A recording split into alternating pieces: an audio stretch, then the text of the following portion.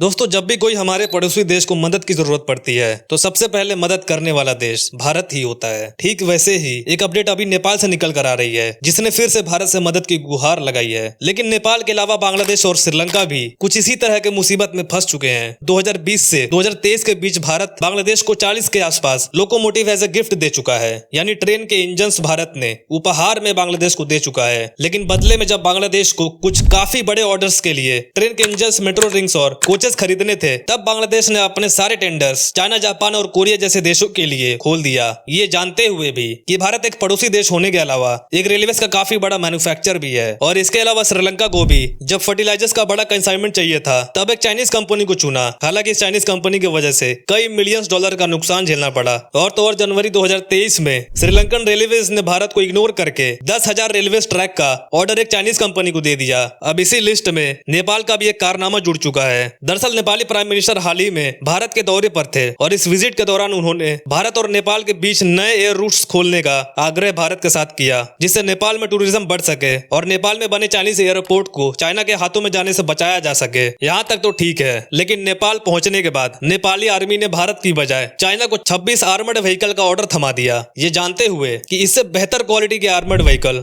भारत सस्ते दामों में नेपाल को दे सकता था। खैर, नेपाल की इस खरीद की वजह से भारत नाराज तो हुआ ही, और इस न्यूज को भी कई सारी मीडिया ने कवर भी किए थे। लेकिन अब नेपाल भारत से एक और मदद चाहता है। दरअसल नेपाल के फाइनेंस मंत्रालय ने भारत को नेपाल में इन्वेस्टमेंट करने का अनुरोध किया है, स्पेशली हाइड्रो पावर और आईटी सेक्टर में। अब हाइड्रो पावर में इसलिए क्योंकि चाइना को अपना हाइड्रो पावर प्रोजेक्ट देकर नेपाल ऑलरेडी भारत का गुस्सा देख चुका है। क्योंकि पिछली बार जब ऐसे कुछ नए प्रोजेक्ट्स चाइनीज को दिए गए थे, तब भारत ने चाइनीज प्रोजेक्ट से बिजली खरीदने से साफ इनकार कर दिया था। इसके अलावा टूरिज्म और आईटी सेक्टर की तरफ भी नेपाल ने अपना इंटरेस्ट दिखाया है, क्योंकि नेपाल का जो टूरिज्म सेक्टर है वो भारतीय लोगों के वजह से ही चलता है। और आईटी सेक्टर में भारतीय दुनिया में जितना आगे निकल चुका है, उसके बारे में पूरी दुनिया वाकिफ है। अब भारत से भरपूर इन्वेस्टमेंट मिल सके, इसलिए नेपाल की पार्लियामेंट में पॉलिसी में भी कुछ चेंजेस किए गए हैं, जिसके तहत नेपाल में इन्वेस्टमेंट के सभी लिमिट्स को हटा दिए गए हैं, जिससे अलग अलग कंपनीज के आने से रोजगार बढ़ेगा और नेपाली लोगों को भारत आके पैसे कमाने की जरूरत नहीं पड़ेगी। इसके अलावा नेपाल और चाइना के बीच एक रेलवे लाइन बिछाने की भी बात चल रही है। नेपाल में काफी तेजी से भारतीय डीजल बसेस को